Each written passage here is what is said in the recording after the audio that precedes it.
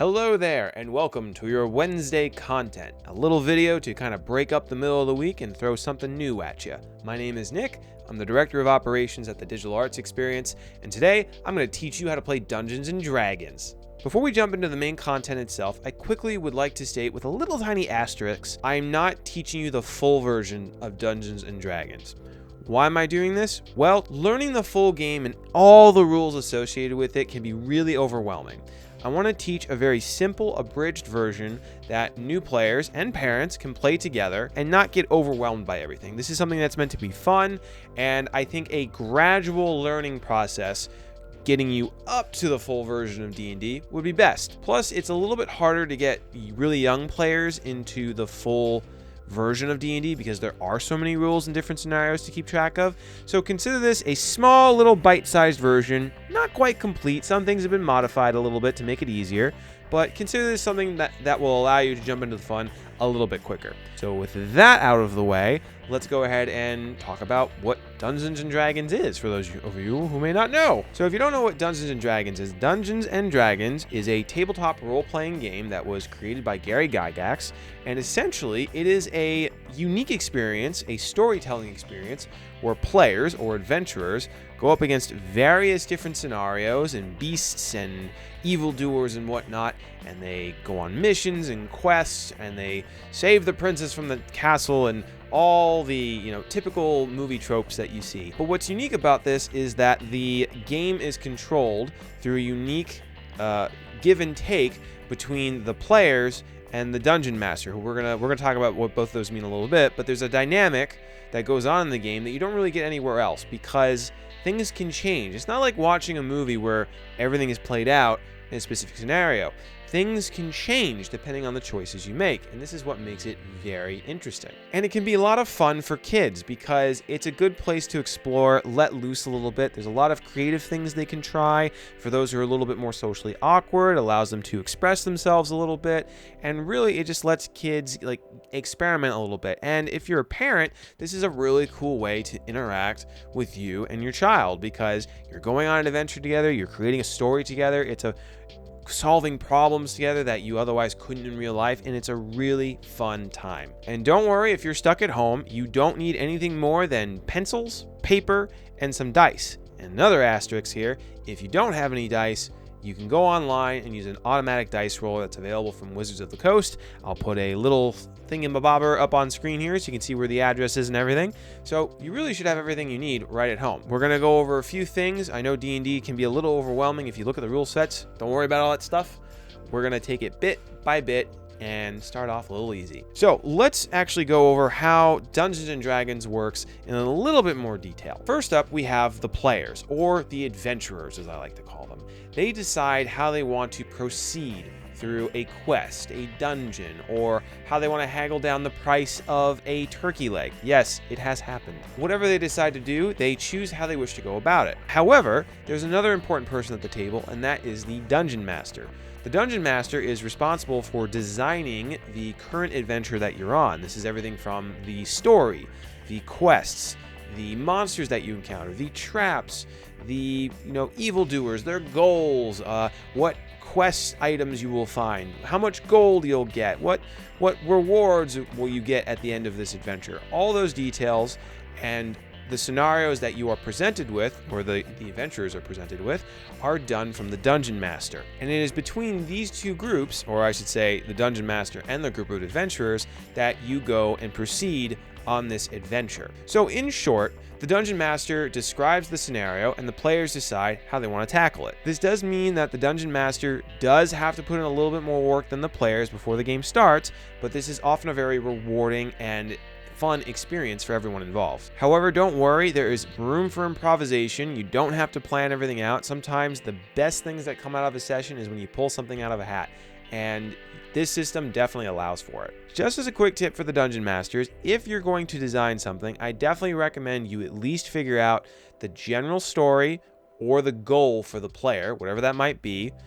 2, things that stop the player from getting to that goal, and then the reward at the end of the tunnel, as it were. If you can provide those three things, generally your players will have a good time. As a side note, if you want to see more videos about dungeon mastering or the other details of D&D, let us know in the comments below. I would be willing to make more of these videos. But moving on, how do you play? Well, like many things in Dungeons & Dragons, we depend upon the dice.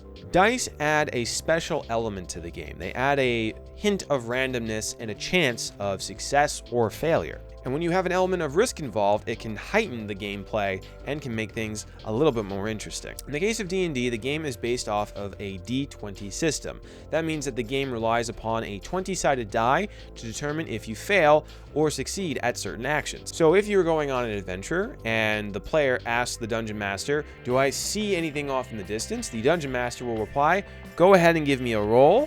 The player will go ahead and roll a d20, and the dungeon master will let you know what happens based on the result of your roll. Let's dive into that with a little bit more of a specific example. Let's say your adventurers have wandered into a mysterious library, and it's old, decayed, and forgotten. The adventurer, or one of the adventurers, I should say, asks the dungeon master, "Can I look around to see if I can find anything in the rubble?" And the dungeon master says, "Excellent, go ahead and give me a roll." Now you, as the dungeon master, I'm assuming that's who you are, the player will then take his d20, roll, and then depending on the results, the dungeon master will let them know if they find something, which is quite possible, or they may fail and find nothing. Now, I'm sure you're asking, well, how do you determine what number to use if they fail or succeed? And that is an excellent question. This is what is known as a difficulty check. Essentially, almost all of the roles in Dungeons & Dragons have a difficulty check associated with them. That is the number that the players have to meet or get a higher number on the die roll in order to succeed in whatever task they are trying to do. Generally, the higher the number, the more difficult the task. As a dungeon master, they are responsible for determining this number when players are making a roll. And if you're not sure what number to assign, I've gone ahead and put a little chart. I'll put it somewhere around here. Go ahead and refer to it when you are creating obstacles or hazards in your dungeon, or particularly monsters. We'll get to that a little bit later. Just know that the dungeon master needs to prepare some of these things ahead of time. However, you can also make things up on the fly because sometimes you won't know what your players are going to ask. Now, before I move on, I do want to say there is a specific reason why 1s and 20s are not included in this list.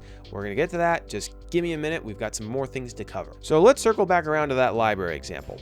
Players are searching, okay? And the dungeon master knows, because he planned out this area, that there is a vial of potions hidden underneath a bookcase. The difficulty for finding them is 14. So the player has to roll the d20. If he gets a 14 or higher, he will successfully find the potions. Now, let's circle back around to those 1s and 20s that I neglected to put in that chart earlier. So 1s and 20 are unique on the die. Essentially, they represent something called critical fails and critical success. A critical fail is what happens when you roll a 1 on the die. This means that no matter what you're doing, regardless of the DC, that you fail. There's nothing you can do to get around it. And usually something bad will happen to you. Not always, that is dependent on the DM. Sometimes you just fail. So going back to that potion example we just did a second ago, if you manage to fail, the dungeon master may let you find the bag, but as you reach inside, you may cut your finger on a piece of glass and take a point of damage. Now, on the opposite side of the scale, there is the critical success. If you roll a natural 20 on the die, then you automatically succeed. So, with that library example, if the player rolls a 20 on that search, then not only will they find the vial almost immediately, they may also get something a little bit extra because you rolled a natural 20. You usually get a little extra something, so maybe they find an extra potion to help complement their inventory. So here's a quick breakdown of what we've covered so far. The Dungeon Master tells the story and describes the experience that you're currently undergoing. The players get to choose how to respond to certain events, and then, depending on the results of a die, influence and change the story. Depending on what the players roll, they may be successful in their actions and move the story in one particular direction, or they may fail and move the story in another. And there you have it. Those are the basic rules for the game. Just remember that as the Dungeon Master, you are responsible for determining that difficulty check and then seeing where the story goes from there. you don't want to guide or hamstring the players on going a particular path. That's going to feel a little too controlled. Remember, you're not telling a story, you're describing the outcome of actions of players. And don't be surprised if things end up completely different than what you expected. That's pretty common. Now, those are the vast majority of the rules for the game, but there are a few specifics we need to cover. Specifically, we need to talk a little bit more about combat. Let's go back to our library example. The players have already searched it, but then a skeleton rises up out of the dirt and engages the player in combat. When combat starts, you all roll a d20 and take what is known as an initiative roll. Because this is a tabletop game, everyone needs to take their own separate turn. So the player, or the monster, with the highest initiative roll, just by rolling the d20, will go first. As the Dungeon Master, you get to roll for the monsters, and the players get to roll for themselves, starting with the highest number and working your way down to the player with the lowest. Once that round is done, the round resets, going back to the player or monster with the highest initiative, and then you start all over again. Now, let's say for the sake of argument that it is an adventurer's turn, and they want to attack that skeleton. Well, you have to see if you hit it, and this is where armor class comes into play. Armor class is a specific type of difficulty check. It only really applies when you are attacking an enemy combatant. Describe what kind of attack you are making to the DM, swinging a sword, casting a spell, whatever you would like, and then the DM will ask you for an attack roll. Roll the d20, and then you compare that number to the armor class or AC of the monster. If you match the AC of the creature or get a higher number, you hit, and then you do damage. We'll get to damage in just a second, but keep in mind that the armor class of creatures are determined by the Dungeon Master before the game starts. If you need help deciding what armor class to assign to a creature, go ahead and use that handy dandy chart that I made a little bit earlier. It applies here as well. This basically just says how tough the creature is to hit. For this particular modification, I'm saying that first-time players or level 1 characters will have an AC of 13. As they complete adventures and find special gear and different items, that AC may increase at your discretion, Dungeon Master. You can either change it throughout the story or at the completion of one chapter in your story, whatever the case may be. Now let's talk about hit points. Hit points determine how much damage a creature can take before it falls unconscious. Again, the DM will assign the number of hit points to enemy combatants before the game starts. He will also assign this to other characters that are not controlled by the players. For the player characters, starting HP is at 5, meaning that you can take 5 hits before you fall unconscious. Once you do fall unconscious, however, only other player characters that are not unconscious can revive you. If they do manage to revive them, they only regain 1 hit point. Combat will only end when all the monsters are defeated or the entire party falls unconscious. When that happens, the DM can decide to either move the story in one particular direction, or he may have you roll up new characters. Remember, failure is a part of this game, and that's okay. But remember, there's always a chance for success. So why don't you go ahead and make a character to get started? Just remember, your starting AC is 13, that's your armor class. You can take 5 points of damage before falling unconscious, but you get to describe what kind of character you want to be, whether that is a frontline fighter with a great sword. Maybe you're a mage that likes to cast fireball from a distance. Maybe you're a little sneaky rogue who's hiding off in the shadows waiting for just the right moment to strike. Or perhaps you're a holy cleric that uses magic from his or her god to cast off undead creatures away from you. You can put in as much detail as you want. Character backstory, name, how old you are, physical appearance, general color scheme. This is your character. Have some fun with it. And all in all, that's all you really need to get started. So grab some pencils, get some paper, and get those dice. But before we end that video, I do want to include a couple details just to mention and put in your mind so you can think about them a little bit later. So when you are playing at home on the table, it may help to draw a quick map so everyone knows where the monsters are in relation to the characters.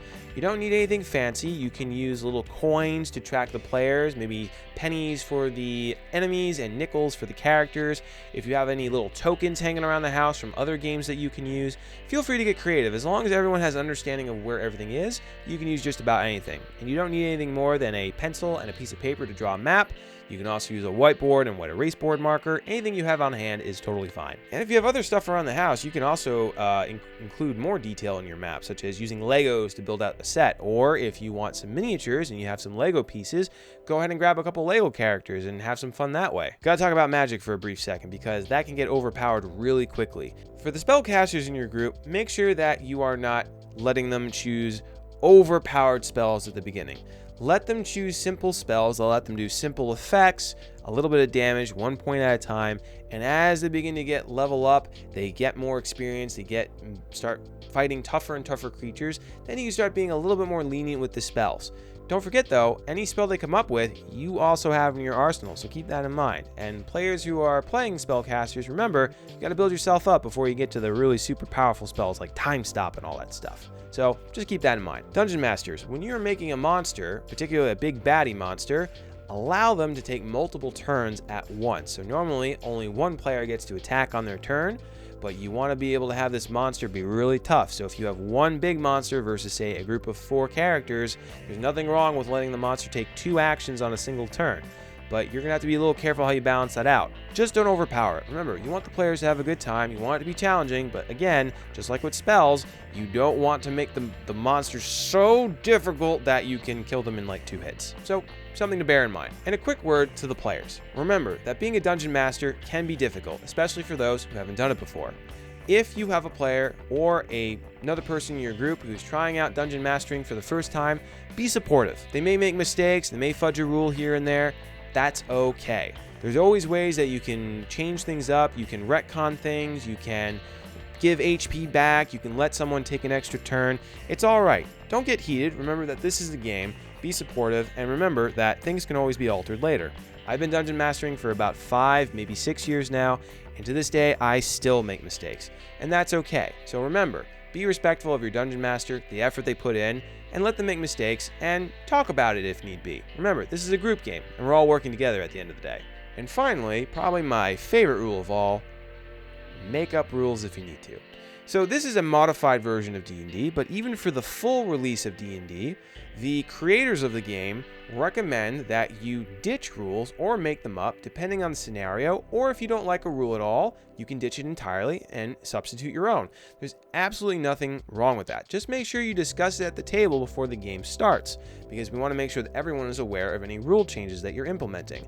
Every gaming group is different, and everyone should be able to game the way they like and enjoy, so long as it's fair and enjoyable to everybody. So, case in point, make up rules if you got them. So, that is an intro to this modified version of Dungeons and Dragons. If you found this video useful or have questions, feel free to leave it in the doobly-doo. I think I called it that last time. The thingamabob in the bottom, wherever the comments might be, go ahead and leave it there. I'd love to do more of these, so if you like them, let us know, and we'll make more. Subscribe if you want to check out our regular content, and perhaps consider liking us if you did enjoy that content. And make sure to check out the Digital Arts Experience online classes. We run a variety of classes ranging from programming, graphic design, video editing, all kinds of stuff, including game design and its related areas. So make sure you go to our main website at www.thedae.com. We have a bunch of online classes listed. I teach a bunch of stuff on game design specifically for Dungeons and Dragons as well. It's a good fun time. Check us out and see if there's anything that might cater to your interests. So that is the conclusion of my Wednesday content. Thank you for joining me. Again, my name is Nick. Next week, we're going to have a different Wednesday content that is going to help come up with a cool activity that you can do with your kid while you are home. And hopefully we can provide a little bit of entertainment along the way and find some new means of entertaining yourselves. So with that said, my name is Nick. I'm going to sign off, and I'll see you guys next time.